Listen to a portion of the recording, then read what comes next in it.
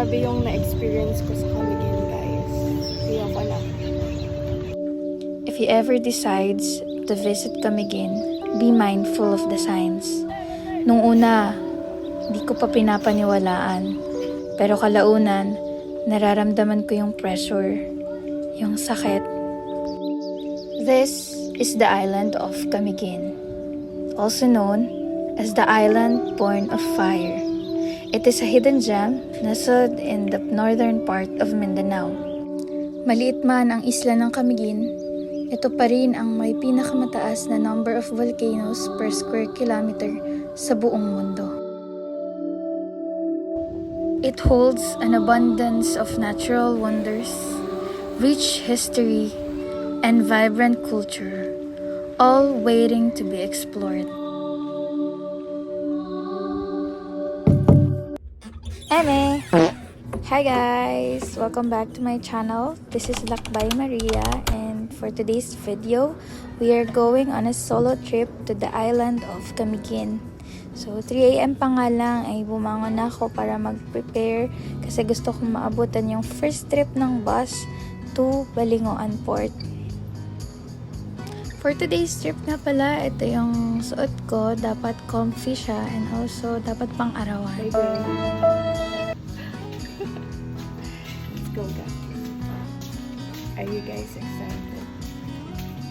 Me too. Let's go. From the hotel nga guys, ay nag-grab lang ako papunta ng Agora Bus Terminal. So ang binayaran ko dito is 230 pesos. Sa mo pala guys, you need magbayad ng 5 pesos. Wait lang. Balingoan po. Opo. For this trip nga guys, halo-halo yung nafe-feel ko. Kinakabahan ako, natatakot, pero at the same time, excited din ako. So, magkano siya? Guys, di ko alam. 198. Sa sobrang excitement ko nga, hindi na ako nakatulog sa bus. Yung biyahe pa naman was like 2.5 hours to Balingoan Port. Sa mga oras na yan, dinadoubt ko na yung mga life decisions ko.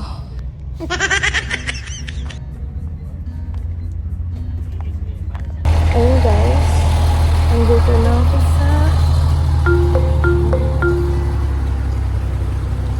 Balingoan Terminal. So, lalakarin ko na lang siya. Kasi malapit lang naman. Wow! The sky is really great today.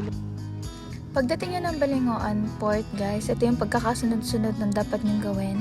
First, bumili kayo ng ticket sa boat, which is 360 pesos yung sa akin. May terminal fee sila na 15 pesos and another environmental fee of 50 pesos. Required nga din pala tong QR code na makukuha nyo sa I'll Visit Camiguin Ayun site. guys, waiting pa tayo sa ferry or sa boat. So, kung magaan tayo, lalagyan muna ako ng sunscreen. Alam nyo ba guys, nung sinabihan ako ni Dorothy na pupunta nga siya dito sa Cagayan de Oro, hindi na talaga ako nagdalawang isip. Nag-book na ako agad ng flight ko papunta kasi gustong-gusto ko talagang puntahan yung Camiguin at yung Bukidnon. Before nga, nagplan pa ako na bumili ng drone at ng mga kung ano-anong vlogging equipments sa pagpunta ko dito. Pero nung nabigyan ako ng chance na mapuntahan ko na siya ngayon, talagang ginrab ko na yung opportunity. Kaya sobra-sobra talaga yung pagpapasalamat ko kay Lord kasi nakapunta na ako dito ngayon. At ang ganda ng weather. Kaya for anyone out there na gusto-gusto talagang mag-travel, if nabigyan kayo ng opportunity and you have the extra money naman, please grab the opportunity kasi wala talagang makakapalit nung memories and no experience na mararanasan nyo sa mga gantong travel. Thank you po.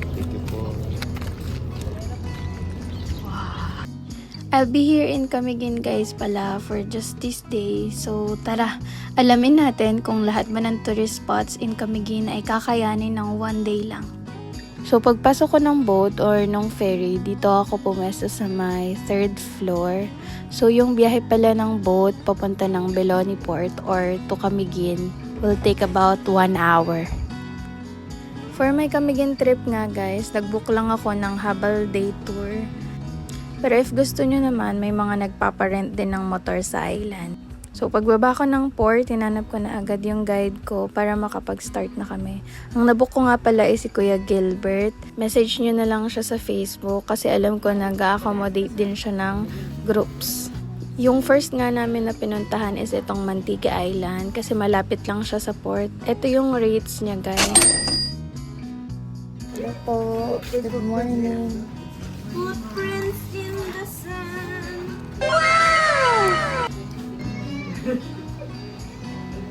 After namin magbayad nung guide ko, dumiretso na rin kami dito para makasakay ng bangka.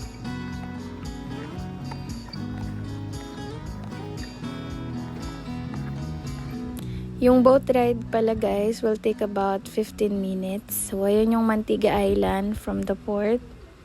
Ito nga pala yung guide ko. Pinsan po siya ni Kuya Gilbert. Nakalimutan ko yung pangalan niya. And ito naman yung bangkero namin.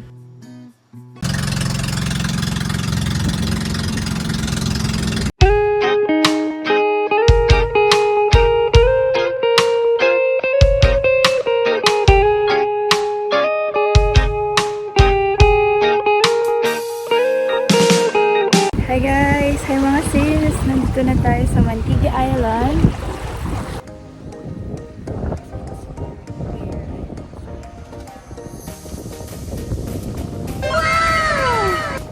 As mentioned nga pala guys, pwede kayo magstay dito sa Mantigue Island for 3 hours.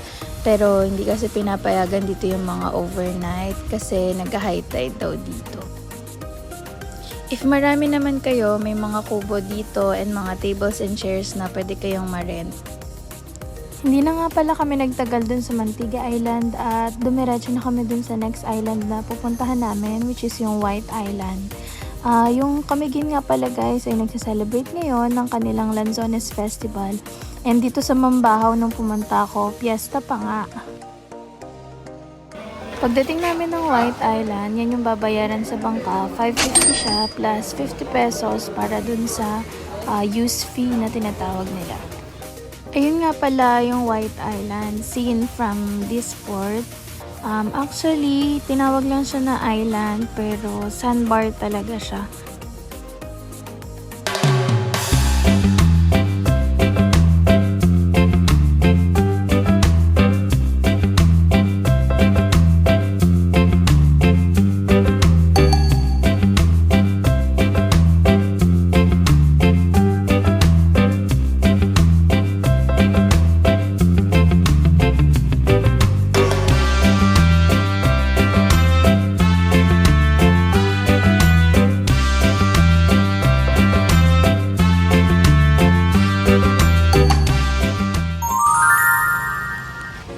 So, after nga natin dito sa White Island, guys, diretso na rin tayo ng Sunken Cemetery and Old Church Ruins. Grabe! Feeling ko ang itim ko na. Itim na ba?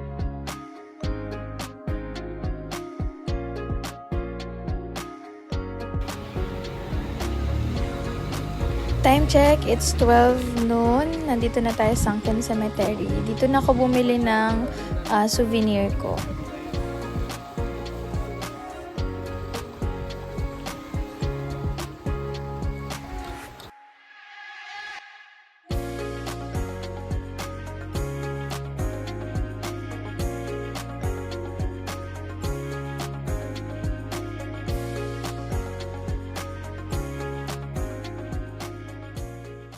Nandito na tayo sa Old Church Ruins. Hello po, good afternoon po. Dito nga pala sa Old Church Ruins, ako na lang mag-isa yung pumasok para si Kuya makapag-lunch siya or makapagpahinga rin. Thank you.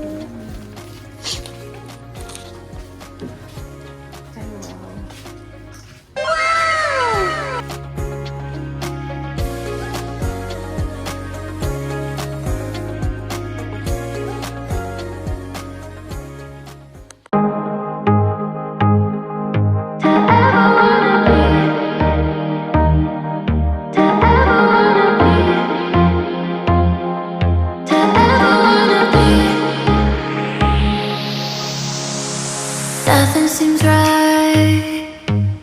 'Cause when you're gone, I lose my sight. It's harder at night. The curtain's drawn, can't show my eyes. Do you still think of me? I get a feeling you're lost in a dream. Told me I'm all that you need, but you're too far to even hear me scream. Just me and my wallet against the world.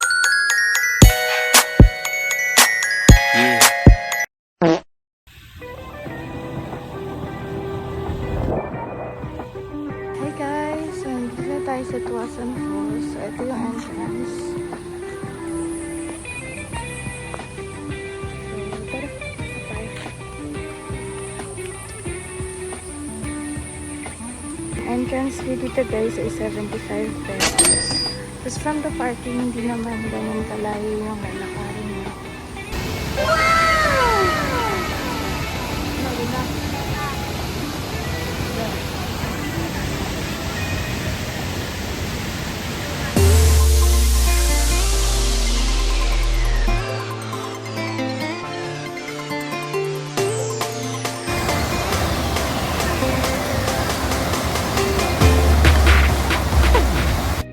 Dito nga pala ako nagtagal guys sa Tuasan Falls kasi malamig yung tubig dito, so masarap siyang maligo.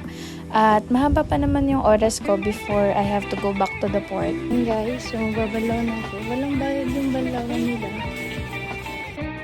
After ko nga magbanlaw guys, dumiretso na rin kami ni Kuyang bumiyahe pupunta sa Katibawasan Falls, which is yung last namin na pupuntahan.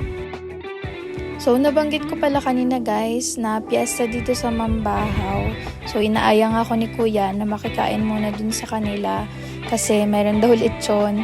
Pero napagdesisyonan ko kasi na dumiretso na kami after ng Katibawasan sa port kasi baka mo-compromise yung last trip ng bangka pabalik ng Balingoan.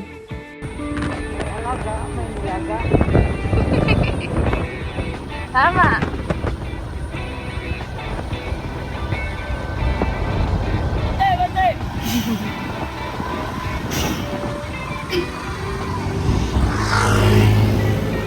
So right now guys, nandito na tayo sa Katibawasan Falls. So marami din ditong mga tindahan ng souvenirs. Ayan.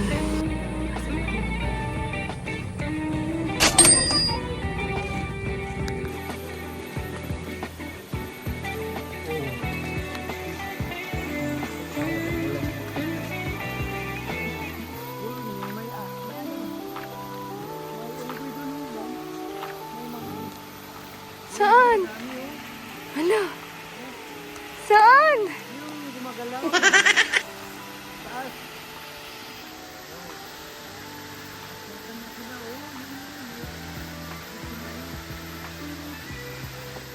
Oo nga.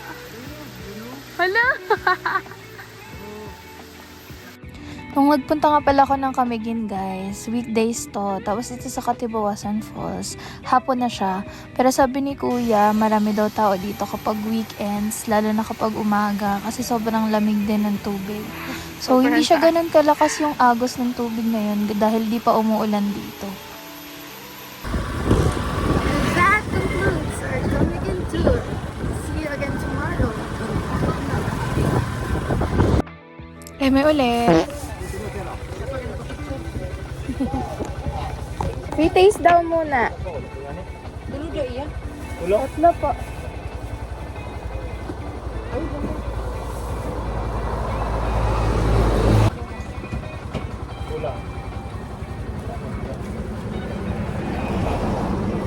Lami kaayo. Lami kaayo. Ang tamis.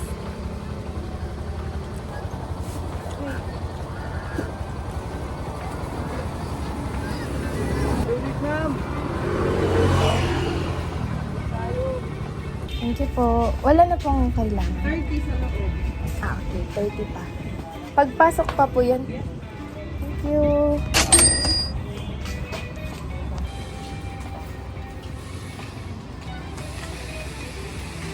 $4.15 daw yung biyahe, guys.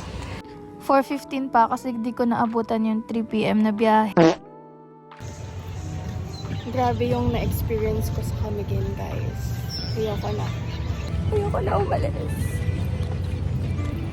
This place is beyond wonderful. Surely come again, Camiguin. So kung tatanungin nyo ko kung kaya ba libutin ang Camiguin at ang mga tourist spot nito for a whole day, yes, kaya naman siya sis. Kaso lang, mako-compromise then yung pahinga mo and yung meal for the day. That's why I suggest na pag pupunta ka dito, stay for longer days like 2 to 3 days. Yes, kinaya ni Lakbay Maria, pero pagod ang sister nyo. That concludes our Camiguin tour. See you again tomorrow. To support Lakbay Maria and my adventures, please hit the notification bell, subscribe, like, and share this video.